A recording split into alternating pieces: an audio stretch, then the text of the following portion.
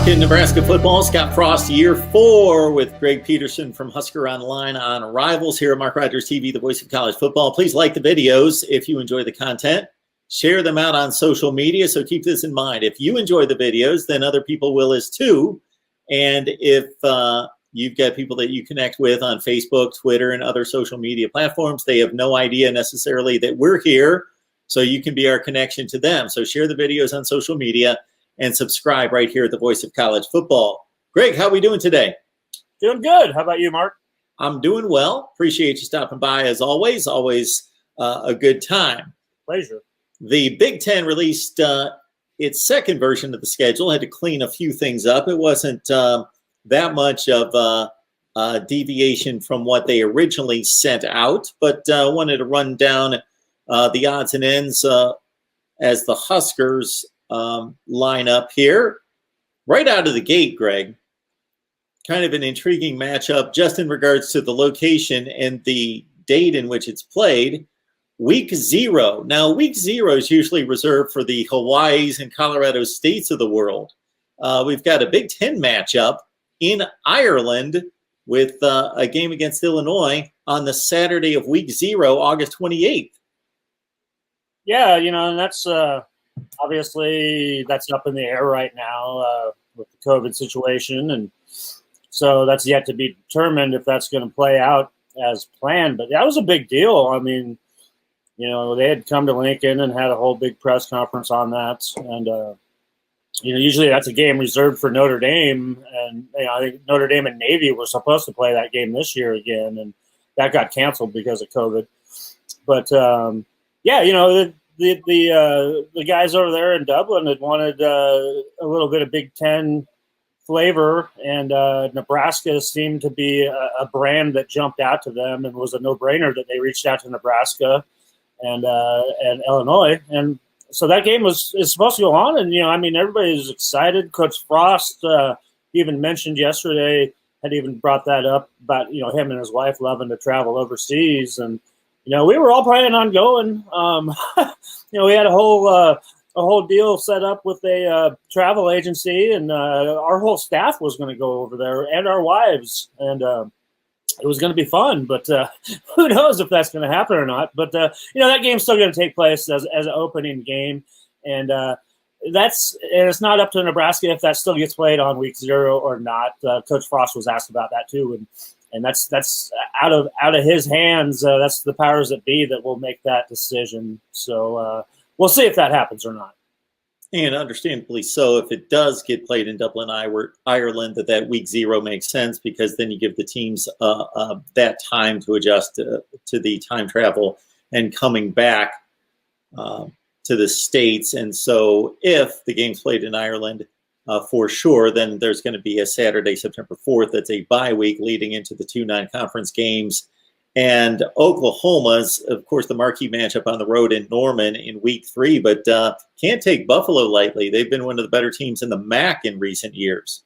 Yeah, coming off of a bowl victory, and they're a solid club. So right out of the gate, you're going to get tested with a conference team, and then a pretty good MAC program. So we'll see what this Nebraska team's made of early on, especially like you mentioned, going into Week 3 when you got to go down to Norman and renew one of the classic rivalries in college football. A rivalry that I know both fan bases have been waiting for that to rekindle. So, that's 3 games right there. It's going to show you, point the way towards the rest of the season, and kind of determine if you're going to be any good, or if you're looking at another 4-win season or not. Now, every time I look at a Big Ten schedule, what I'm looking at is obviously everybody plays the teams in their division. So what you're looking at is, who do you play in the other division? How difficult is it going to be, the sledding, in playing 3 of the 7 teams in the other division? And for Nebraska, I know Michigan was down last year. Michigan State's not what they've been under Mark Antonio, but still, Ohio State, Michigan State's a pretty tough draw out of the East.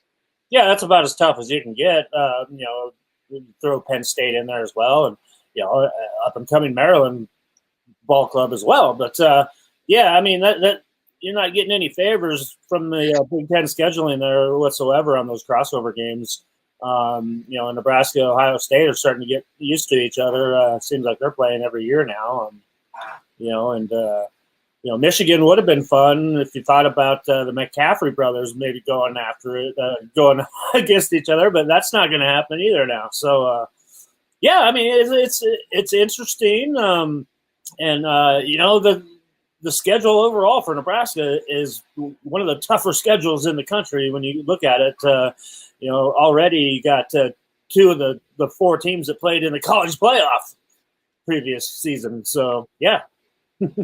MarkRogersTV, the voice of college football, breaking down Nebraska. We bring on Greg Peterson to do that for us from Husker Online on Rivals. Yeah, when you look at Buffalo, Oklahoma, Michigan State, Northwestern, Michigan, Minnesota, that is a pretty tough stretch right there. Then the bye, Purdue, Ohio State, and it's not a bye. It's you don't look past anyone, but a bit of a light touch with Southeastern Louisiana. At least if the games will matter at that point, if Nebraska's having a nice season, and if they're in the thick of the Big Ten Western Division race, then they have what could ultimately be the most typical and most important games of the season after getting a light touch against Southeastern Louisiana, against Wisconsin on the road, and Iowa to conclude the season. Yeah, I mean, you kind of look at that. You hope it's not one of those feel-good games that you just got your butt whipped a couple of weeks in a row and you're just looking to bounce back against the Southeast Louisiana team. But, you close out the schedule, you got to go to Wisconsin, and then you got an Iowa team here that we all know that Nebraska's had a lot of trouble trying to beat those two teams here as of late. This schedule it's loaded. If Nebraska ends up being a bowl team, then you can definitely say that they've earned that bowl spot if that's how it plays out. There's no favors in there whatsoever. There's none of those cupcakes to start your year off, with a 4-0 record before you go into conference play, like a lot of times it happens. So, yeah, I mean, it's a tough schedule all the way up and down. Please subscribe to MarkRogersTV, the voice of college football. Hit that bell for the notifications. That way you know when we're going live each and every day. We got Greg Peterson on the line from Husker Online. All right, this is Greg's specialty. He is all over the place during high school football season, rating, ranking, reviewing. Got the camera in his hand, taking all sorts of high school footage on these players each and every year. Obviously, this past season was much different, but still, we've got a class here that was 19th rated in the country, pretty consistent with what Scott Frost has produced in the recruiting rankings at Nebraska, number 4 ranked class in the Big Ten. So I'm going to go top to bottom here, Greg, in terms of the Rivals rankings. And we start with this offensive lineman, Teddy Prochaska. Did I get that correct? Very close. Prohaska. Yep, Big Ten. Prohaska. Yep. Number 11 rated offensive lineman in the country. He's 75th rated overall player in the top 150 there for Rivals, or the top 250, I should say, and number 1 rated player in Nebraska. Yeah, and Teddy's been committed to Nebraska and Coach Frost and his staff for quite a while now. It's been a couple of years we've been talking about Teddy as a commit, and he's already here in Lincoln, and that's a big a theme with this class. You got a lot of early enrollees, and Teddy is 6'9", and he's getting close to 300 pounds. Chiseled body, really. I mean, you don't see it. He looks like a tight end, but he plays offensive tackle, and Teddy's got that frame where after he's been here in this strength program here and been at the training table, Teddy's going to be a monster. He's going to look like an NFL player. And he's got every chance in the world to do that. I can't wait to see him actually start going against people his own size. That's been the biggest thing about him is that he's playing at 6'9", and most of the other guys that are lining up against him are 6 foot, 6'1", and it's difficult to sometimes evaluate a lineman when he's always looking down at a guy, and he's got the big long arms, and you're either pushing the guy into the dirt or the guy's chopping you at the knees. So I can't wait to see him go against some guys his own size, and he would have had that chance, a little bit more of that chance, in the high school all-star games this year if they would have taken place. They did Elkhorn South. His Elkhorn South club was runner-up here in Class A to Omaha West Side, and they put on a tough fight against the top-rated team in the state this year, and led by Big Teddy. And he's been a Husker fan his whole life, and he, like I said, he's already here on campus, and he's ready to go. Rivals #1 tight end and #1 player in Iowa, Thomas Fedoni, the tight end, 35th rated player in the country, according to Rivals, coming to Lincoln. Yeah, Thomas Fedoni, just all around a stud, 6'5", 6'6", great hands, good speed. The guy basically is a wide receiver, listed as a tight end for his high school at Lewis Central in Council Bluffs, right across the river from downtown Omaha here. He lined up outside 98% of the year, and he's a matchup nightmare. You put him out there, I don't know, you can't cover him with a linebacker, and he's going to make a lot of noise here, and he's very highly coveted. Every big boy college, every blue chip program was after him, and he committed to Nebraska early on in the process. Another kid that grew up a Nebraska fan and never really thought about wanting to play anywhere else.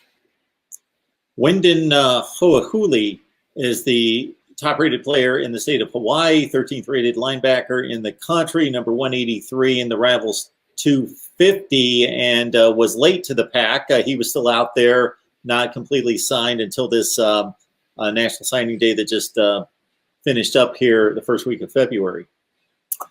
Yeah, Windham, one of those coveted players out of the state of Hawaii that, Coach Frost and his staff's had some good success with when you think about some quarterbacks that have gone through that he's recruited and coached.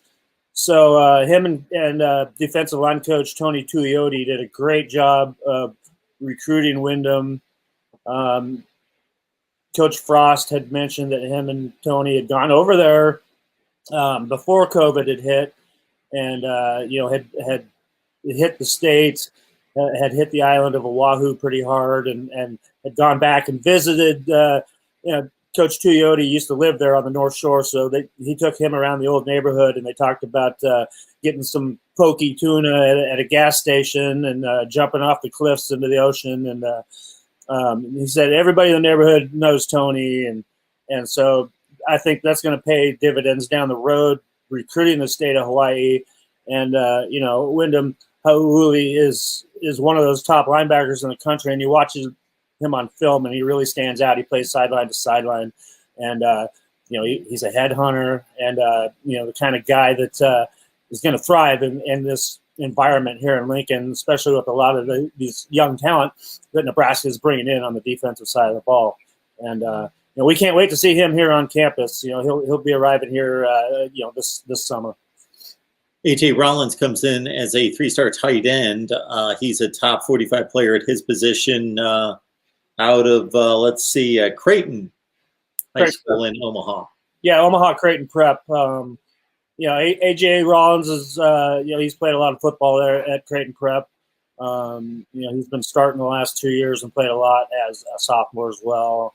And another big body guy, a basketball player as well, as is Thomas Fedoni. Most of these guys are all at least dual sport athletes, if not 3-sport athletes. And AJ is like I said, that tight end room here is going to be really strong with 3 guys coming in this class.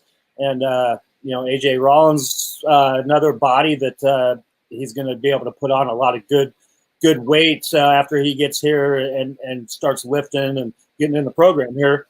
So, another good-looking athlete coming here and, adding to the depth that this coaching staff is really starting to add all kinds of young depth here, young, talented depth.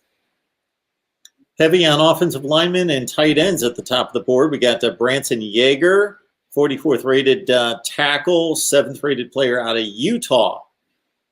Yeah, another big-bodied offensive lineman that you keep seeing this staff bring in. Branson's a 6'8", 300-plus pounder already out of the state of Utah, a guy that we had planned to go see before the COVID had broke out. I was looking forward to getting out there and watching him play in person this season, but that didn't happen. But another guy that's going to add a lot of depth to that offensive line room that is really, really young, and a lot of you see this a common theme here. A lot of big bodies. We haven't talked about anybody yet shorter than 6'3", and that's a linebacker that we've just mentioned. You see this common thread here of big, beefy guys that are going to come in here and start pushing people around, and he's another one, just going to add to that depth. Gabe Irvin, running back out of Georgia, as Scott Frost and his staff go down to what's become one of the almost right under Texas, Florida, and California. Georgia's become kind of that fourth state as one of the best there. 41st rated player out of the Peach State. Yeah, and I love the kids out of that state. When I was based out of Nashville, I was traveling down to that Atlanta area quite often. Great talent in that neck of the woods, and Gabe is a good-looking running back. A talented guy. He's got speed. He's got power. He can catch the ball out of the backfield, and just another guy that they're adding to the room, and they are very high on this running back room. There hasn't been a lot of experience in this, but there's a lot of talent. There's more talent in this running back room now than the staff has seen since they've been here, and Gabe's going to have a chance to come right in and fight for playing time right away, and that's the key with kids these days. That's what they want. They want to come in and make a difference right away, and you see how that's kind of affected, with 1,600 kids in the transfer portal. Everybody wants some playing time. And he's a good-looking kid. Let me tell you that. I can't wait to see him. Yeah, trying to track down some stats on him playing the running back position, but I see that his last varsity game was the last weekend of December here in 2020, playing Lee County in the Georgia State playoffs. And they won that game 34-31. So I don't know if that was a state final or not. I couldn't really tell from that. Well, and you know what? I hadn't even looked in to see how they finished up because, he's got a teammate coming to Lincoln with him. And that program, that program's always been stacked. Buford, Georgia. I've covered them. I covered them years back. I'm trying to think of who the running back was when I first covered them. The guy that ended up in the NFL. Do you know where he went to school? I've covered so many guys over the years. I can't remember. I would just be curious to know who he is. Yeah, but no, I mean, that's a power program. They're right outside of Atlanta, so you love getting a prospect from that school anytime.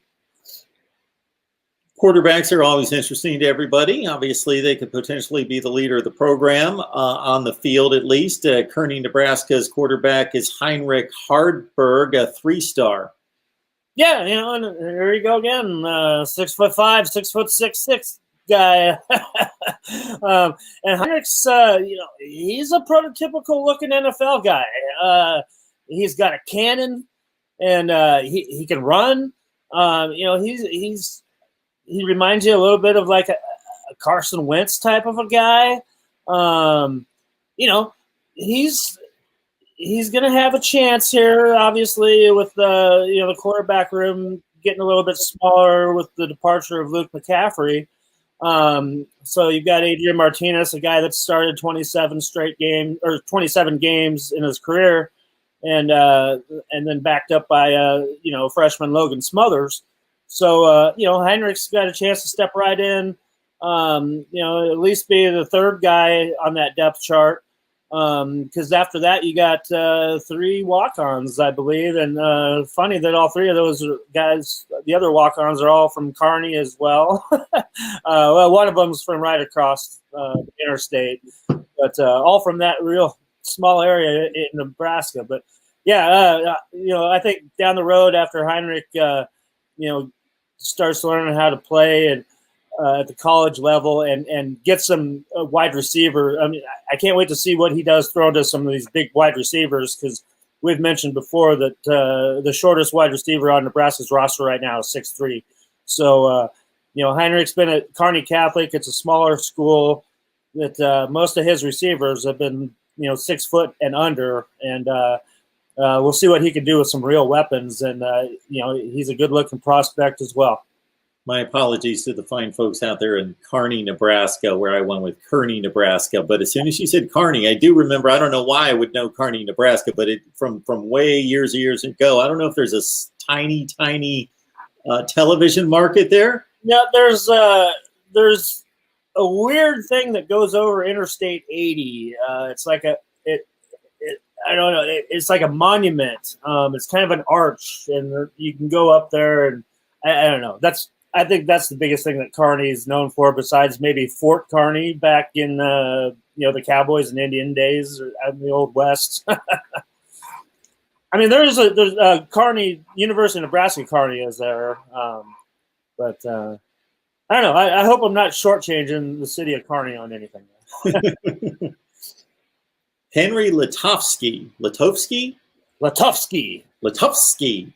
He's the 13th rated guard in the country. Number 6 player out of Iowa, going to be a Husker. Yeah, I know we've talked about him before. I love this guy.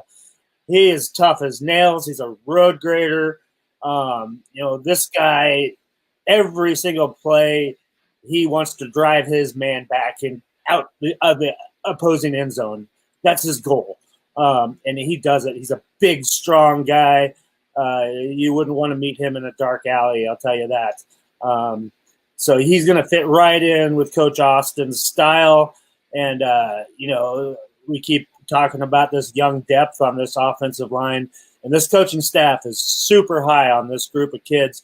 And they think they have the makings of something special here with all the freshmen, redshirt freshmen who get another year now. Talk about some other guys like Bryce Benhart, who's another 6'9" guy who got a chance to play here at the end of the season, and Turner Corcoran, who was the big guy out of last year's class, who has just made leaps and bounds and has turned himself into a starter as a redshirt freshman. So, Henry Latovsky, he fits right in there with that group, and he's going to play a lot of football for Nebraska, and he's going to be a fan favorite here. I can tell you that right now. Big Luto. They call him Luto. Luto. Okay. That'll be much easier to remember. So Greg's taking us from the top of the board on the Rivals rankings all the way through. And this is only our second defensive player. And we're about 10 or 11 deep with Jalen Weaver, defensive end out of California. Of course, Mike Riley had his recruiting connections out there. Now Scott Frost gets the one player out of California in Jalen Weaver, 45th rated DN, 48th rated player in California. And guess how tall he is, Mark? I'm going to go 6 defensive end. I'm even going to go 6'6". He's 6'8", 6'9". Wow. Another big guy like that. And this guy is a pure pass rushing machine. You don't think of a guy of that kind of size being a pass rusher, but that's his specialty. And he's if he does what I've seen him do on film here at the Big Ten level, he's going to be an instant fan favorite as well. He's going to be a guy that'll be throwing the bones a lot as a black shirt if he does what I think he's got the talent to do. So, we keep on saying this, a bunch of big bodies. If nobody's seen the Nebraska football team lately, just go watch them get off the bus next season before a game. Well, when you talk about trying to pull in a game changer on defense, you got your interior guys, you got your shutdown corner, you got DNs, and if you can get a guy that with that kind of range that can disrupt the passer, get his hands in the air, bat some balls, get some strip sacks coming around the end, they can change games, no doubt about that. Yeah, got another tight end. So I don't know what James Carney was thinking, because he's got these other two tight ends to compete with, but he's the 21st rated tight end in the country, and he's out of Nebraska too as a top 5 player. Yeah, and he's a guy that he proved himself and earned himself an offer from Nebraska, because you never want these guys to get away, and he's right here out of Firth, Nebraska, Norris High School. That's 10 minutes away from my house, 15 minutes away from my house. And he's another, 6'5", pushing 6'6" kid. He can run. He's another guy with great hands. Played defensive end for his school as well, and he was a disruptor on the defensive side of the ball. And you see a lot of these guys, similar body styles, similar height, athletic ability, a lot alike. Maybe you move some of these guys around and they end up in a different position down the road. I don't know, but you're getting all kinds of weapons here on offense. Something that we've been waiting to see. This Nebraska staff start utilizing some of these guys in the passing game, and you bring in 3 tight ends, you should be set for a few years now to come. Scott Frost loaded up on playmakers on offense, wide receivers in particular, the last couple of years, but this is the first guy we come across at that position out of Naples, Florida, top 50 wide receiver in Monty Grimes. Yeah, and I like Monty Grimes a lot. I've seen him in person twice at Rivals camps back in 2018 and again in 2019, and he was a standout both times at that Miami Nike camp. And he's another guy that fits that mold. He's a 6'3" wide receiver that can run as well. He